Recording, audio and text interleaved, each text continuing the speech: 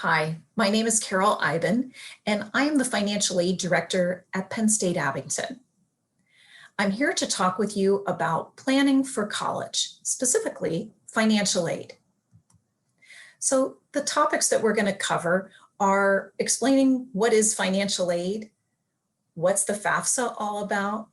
We're going to define some commonly used terms in the financial aid world, things like cost of attendance, expected family contribution, how schools determine financial need, and then the various types and sources of financial aid, a timeline of what to do when, and a little bit of information about college savings plans, the 529. So let's get started with the FAFSA. What is the FAFSA? Well, it's the free application for federal student aid. You can see a screenshot of it at the bottom. You want to go to studentaid.gov to complete it. It's a federal form and it's used to collect both student and parent information to determine a student's eligibility for various types of financial aid. It'll take about half an hour or so, depending on your information, to be able to complete the FAFSA. And I recommend that both a student and a parent complete the FAFSA together. So whose information goes into the FAFSA? Well, when you're trying to determine parent information, it should be biological and adoptive parents' information. Guardian information would not be included in the FAFSA. A student would simply report on just their own information in that situation. And if a student has parents who are divorced, the student would report on the parent they lived with most during the 12 months preceding the time that they sit down to do the FAFSA. If that divorced parent has since remarried, that spouse's information would be reported as well. So again, you want to complete the FAFSA at studentaid.gov. What kind of information is the FAFSA going to ask you about? Well, it's going to ask you a lot of financial information from 2019. You're going to need to have your 2019 tax return information handy, as well as any W-2s for that year. You'll also want any untaxed income information that you might have had from 2019, things like workers' comp or child support. And then you'll also need to have current information about bank accounts, assets, investment information, and any 529 college savings plans you may have. Things that do not get included in the FAFSA are things like the value of a primary home, 401k retirement funds, or life insurance policies. Those things do not get reported in the FAFSA. So the FAFSA takes all of the information that you put into the FAFSA and it calculates an EFC number, expected family contribution. It's not actually the amount that you're going to be expected to pay when you go to college. This number will stay the same regardless of the college that you are considering. All colleges will be working with the same information from your FAFSA. So colleges will use that EFC number to determine your eligibility for federal, state, and institutional college or university aid. You can also use the FAFSA forecaster on the studentaid.gov website if you're looking to get an early estimate of what you may be eligible for. So as you're completing the FAFSA, if you need any help, you can always use the chat feature online. And there are great definitions and explanations whenever you click on the question mark beside any of the questions in the FAFSA. You can select up to 10 schools to receive your FAFSA. If you've got additional schools that you want to receive your information, you can submit to the first 10, make sure they've received your information, remove those 10, and you can add additional schools and resubmit your FAFSA again to the additional schools. There's also a very helpful tool called the IRS Data Retrieval Tool. It allows you to import information straight from the IRS right into your FAFSA. That helps ensure that the information is accurate and you're less likely to get selected to provide other documentation later from the various schools and universities that you're considering. Both the student and a parent must sign the FAFSA electronically using a federal student aid ID and password. You'll be prompted to set that up when you're doing the FAFSA. So what if your financial circumstances changed since 2019? I know a lot of families have seen major disruptions to income during this year of coronavirus. Well, students and parents are required to use 2019 information in the FAFSA, but if there was a decrease in your income in 2020, you can contact the school's financial aid offices. Each one will have a slightly different process for how they can consider any financial circumstance changes. They might ask you to provide additional documentation, such as your 2020 tax return when you complete it. Schools may be able to adjust your FAFSA for you, and that could result in a change in the financial aid that you're offered. So what is the cost of attendance? Well, when you're looking at what a college or university is going to be charging you, you would see things like tuition and fees. If you are living on campus, you would see room and board, which is dorm and meals. But don't forget there are other costs that we call indirect costs that you also need to be prepared to cover. Things like books and transportation and miscellaneous costs. So together, those direct and indirect costs add up to the cost of attendance. So of course, this varies widely from college to college. The best way to find out what the total cost of attendance is at various schools is to go online to their websites and check their net price calculators. All US schools are required to have a net price calculator on their website, and it's very helpful information. So when schools are trying to determine what financial aid they may or may not be able to offer you, they're looking at your financial need. They calculate that using their school's cost of attendance, subtracting your EFC, expected family contribution number, from your FAFSA, and the result is what your financial need is. So schools do a varying job of being able to meet that financial need. So types of financial aid. Well, on the federal side, the federal Pell Grant is available to students with high financial need. The maximum awarded this year for the academic year, so this would be perhaps fall and spring semesters combined, would be $6,345. The federal government is also the largest source of student loans. They provide both subsidized and unsubsidized federal student loans to students. Work study is the opportunity for a job on campus. And the federal government offers optional federal Parent Plus loans to parents who apply. FEA, Pennsylvania Higher Education Assistance Agency, provides a state grant to students with financial need.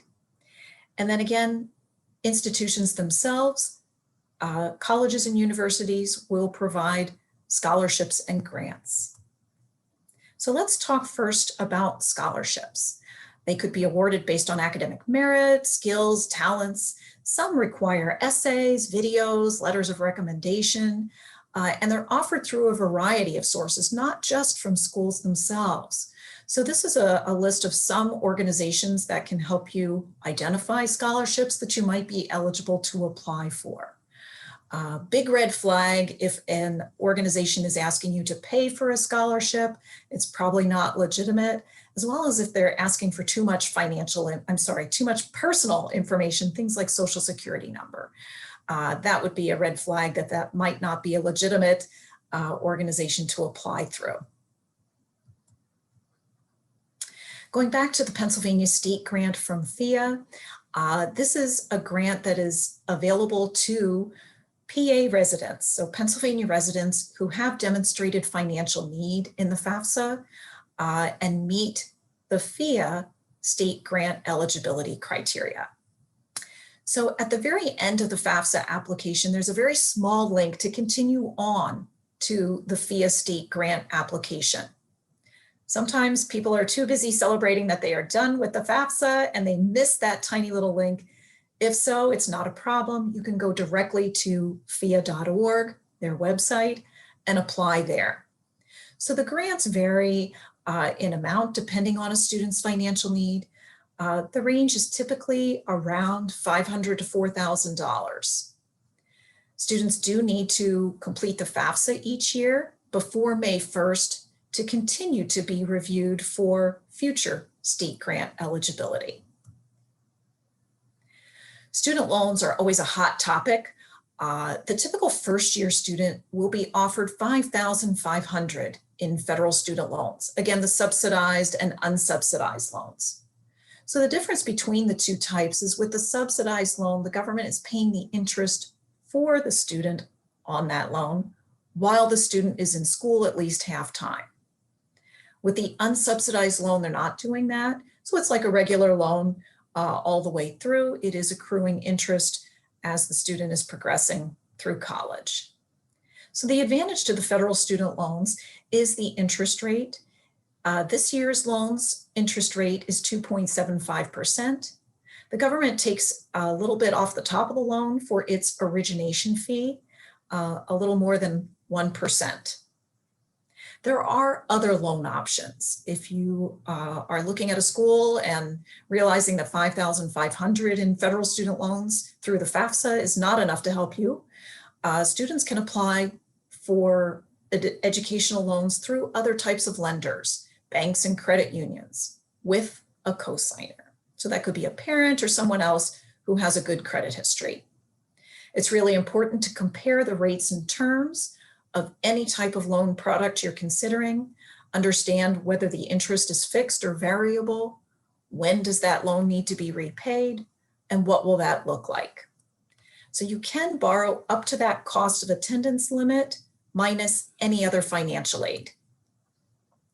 So with federal student loans, those get repaid after a student leaves school. The typical repayment plan is 10 years.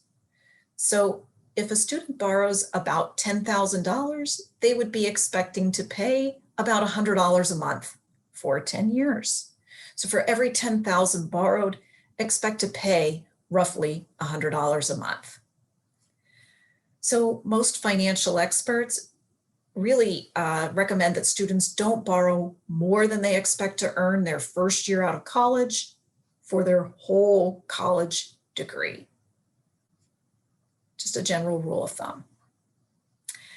There is another loan option available for parents. A parent or step-parent may apply for the Federal Parent Plus loan. Parent applies online at studentaid.gov and gets a decision right away. Usually if there's no adverse credit history on the parent's record, they will get approved. So when should you apply for financial aid? Well, you should do it in the fall of senior year in high school. That's the time when you're applying for admission. You want to check for individual schools' priority FAFSA filing deadlines because they vary. For example, at Penn State, our priority FAFSA filing deadline is December 1st. So we recommend that students do the FAFSA by then. We've been spending a lot of time talking about the FAFSA, but there is one other financial aid application that your student might need to complete. The CSS profile is another financial aid application used by about 400 or so colleges and universities throughout the US. The CSS profile asks for additional information beyond the FAFSA, and it'll take a little bit longer to complete. So you can check schools' websites to see if they are schools that use that particular financial aid application in addition to the FAFSA. So after applying for financial aid and applying to schools, students would expect to receive their financial aid packages or award summaries anywhere between December and March. Many schools will send these out online so that you need to view them on a computer. Some schools will also send you a paper financial aid award summary in the mail. So you have time to compare before making that ultimate decision about where you're going to attend school by May 1st. So I wanted to give you a very quick summary of just comparing costs. I have two samples here, College A and College B. So looking at just tuition and fees for College A, you can see that they cost about $40,000. And let's say your student gets a scholarship of $20,000. Great, exciting, right? And maybe they've got a federal student loan as well that they're going to use. So the amount left to borrow or pay would be about $14,500. Compare that to College B, where the tuition and fees are roughly $15,000 a year. Maybe the student gets a scholarship of $1,000 and again is using the federal student loan. But the student has a lot less to pay. I'm sorry, let me flip back here.